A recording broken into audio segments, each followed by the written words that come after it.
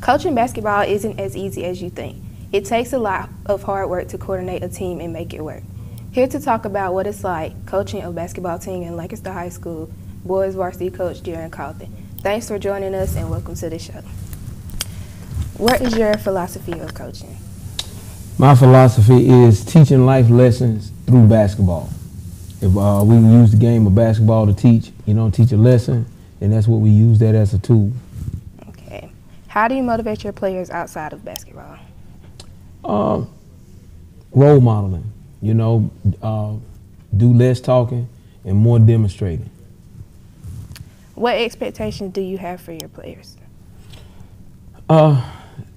Actually, just to be the best that they can be. Obviously, to do what they'll do what's asked of them and be very consistent.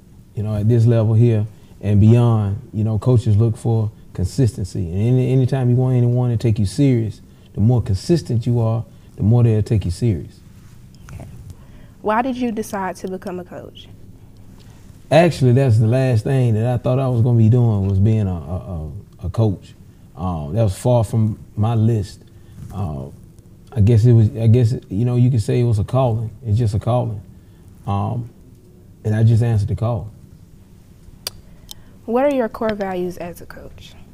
Core values, first thing would be academics. I like strong academic students, character and talent, in that specific order.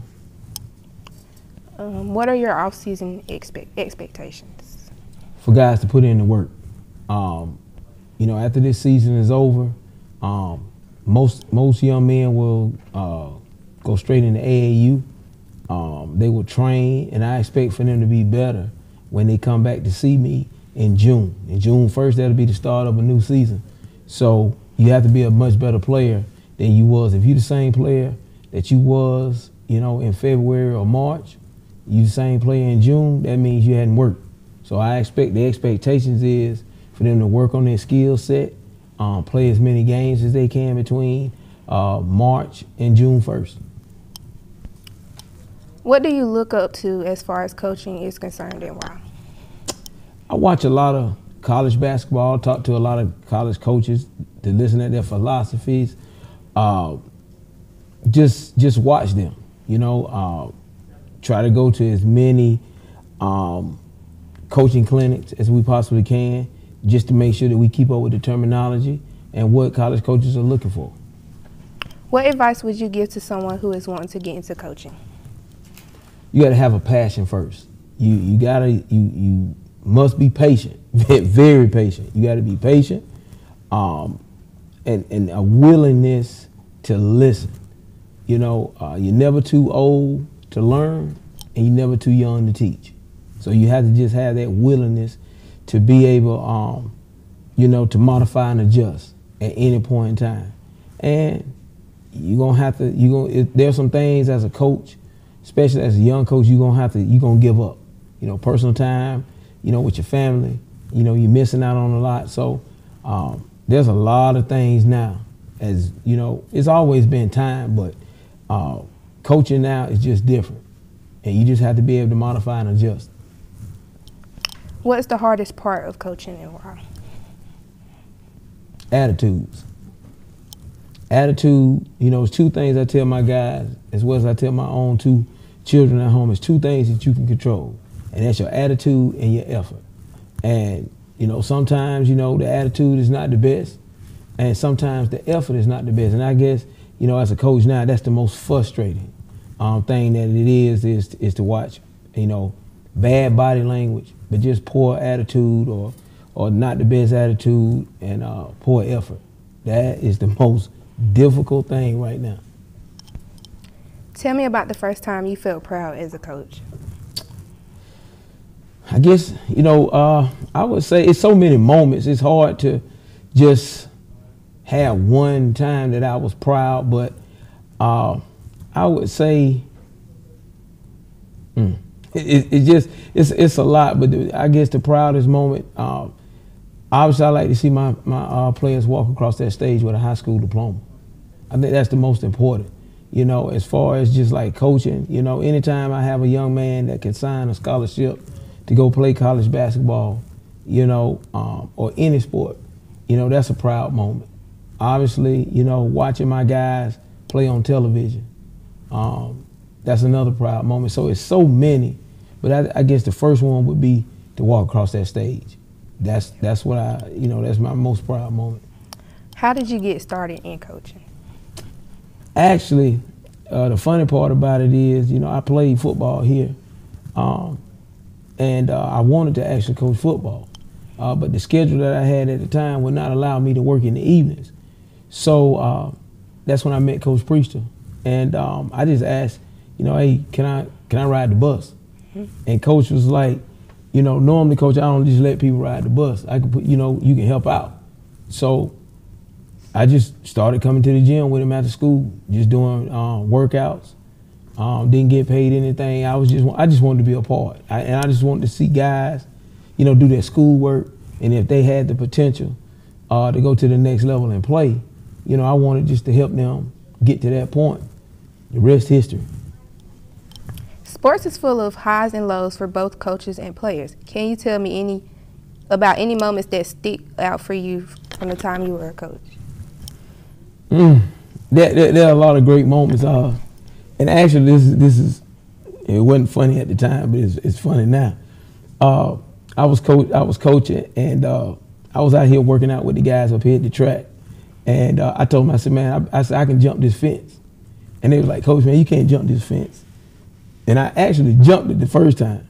The second time, when I went to go jump it, my shoestring got caught in the fence, on the top of the fence, and I fell. Okay. But I'm gonna be honest with you, it's been so many moments. I can't think of a team that I have not enjoyed. You know, whether the record was a winning record or not, I can't think of a player that I have not enjoyed coaching. Can you walk us through a typical day as a head coach? Whew, let me tell you, it's so many different things, and I'm gonna be honest with you, I think it's a lack of understanding. Some people have absolutely no clue about what it takes to mentally prepare yourself for a game. It's already hard enough to game plan to beat another team, simply because, you know, of the coaching. You know, you got coaches out there that they do absolutely well with X's and O's. But the biggest thing is just mentally preparing yourself through the day. I'm a school counselor, so throughout the day I'm hearing problems. You know, I'm helping with solutions.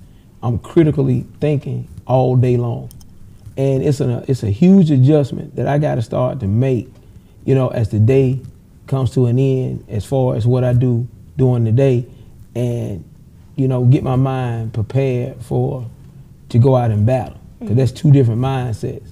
So I try to get somewhere, you know, after school, and if I can get me at least 5 or 10 minutes where I can calm myself down and get in the game mode, and just relaxing. You know, I read the word, you know, just to calm myself down, and I say me a little prayer, and I go at it.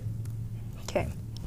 Well, that's all the time we have for this segment. When we return, we'll turn our attention from coaching to playing. So don't go anywhere. We'll be right back with the Bruins Den.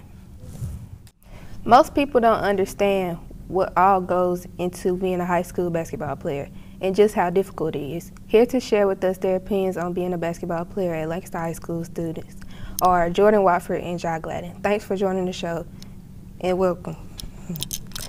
What is your favorite part of being a basketball player? I would say my favorite part of being a basketball player is probably playing for the fans and the excitement of the game. My favorite part for being a basketball player is just being able and having the opportunity to play, honestly. Okay. What inspired you to start playing basketball? Like, ever since I was younger, I just always had a basketball in my hand and been around basketball, so it kind of was meant for me, basically. Just being around basketball 24/7, watching my older siblings play, it just made me want to be the next one to play in my family. Okay. What do you think makes a great team captain? Somebody who's a leader and leads by example, and they don't typically have to communicate, but somebody that lead by example and do a lot of things right. Yeah, somebody who's gonna be able to set the tone, be able to be a leader, whether it's verbal or nonverbal. Just being a leader in general, definitely. Who is your biggest role model in the sport? Me, I would probably say Kobe Bryant because of his mentality, like on the court, like he's gonna be like, I'm killing anybody in front of me, and that's the mentality I try to take on whenever I'm on the court.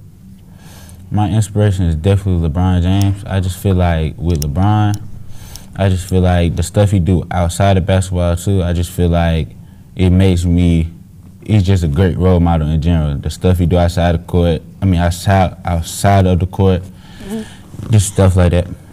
Okay. Do you have any advice for aspiring young basketball players? I would say like it's tough, but you just got to keep going and stay on track and have the right mindset.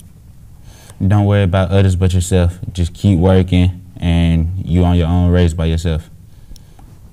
How do you manage pressure during the games? I would usually just like take deep breaths and just relax and calm down and just like regroup. Breathe, block out the noise, and just focus, honestly. Do you have any other hobbies outside of basketball? If so, what are they? I like to go shopping and dancing and things like that. Honestly, I don't have no other hobbies, but I love to sleep, so I'll call that a hobby. Okay. How do you deal with disappointment or advertising on the court? I really just like try to let it go and move on to the next play. So like have short-term memory and just move on from it. Shake it off or find something else to do on the court that can improve the play. Okay. What role does practice play in becoming a great player? It plays a big role because it helps you get the little things that you need to work on right so you can take that next step and get to the next level. And I feel like practicing plays a very big role in the game because I feel like without practice, you won't be as prepared for the game. Okay. When do you remember falling in love with the game of basketball? Probably around like when I was like 4 or 5 years old. Whenever I basically started playing and picked up the basketball, I knew that it was for me. Around 8, 9, I always played basketball. I always loved basketball, but around the age of 8, 9, I started to watch it more. Then that's when I fell in love with it when I first watched Kevin Durant play. Okay. What advice would you give someone who wants to play basketball competitively? I would say like you just gotta put in the work and keep putting in work and don't let nobody else's success make you not like the game anymore. If you want to play competitively, you just got to understand the things that come with it, honestly. Like, it's a whole bunch of time, pain, a whole bunch of stuff that you have to put into it just to build it if you want to be able to play competitively. What are your plans for the future as far as basketball is concerned? I plan on going to college, play basketball, and then going to the NBA, but if not the NBA, somewhere pro. I'm going to the NBA. Okay. Walk us through a typical game day for you. I would say like I would go to school and then get out of school. I'll probably go to recovery for a little bit, and then we'll come back and get some shots up before the game, and then I'll take some time to like listen to my music and zone out everything else and get on the court. Listen to music, get shots up before the game, and honestly, I'm more of a play around type of guy, so I'm not one of the people who got to be so locked in before the game. I like to play around a little bit, so play around a little bit but still be locked in, honestly. That's all the time we have for today. If you have any comments or suggestions, contact us at the address on the screen or email us at learntv.lcsd.k12.sc.us. You can see our content on YouTube at Learn TV Lancaster. I want to once again thank all our guests for being on the show. I'm Sarahja McGriff, and thanks for watching the Bruins Den.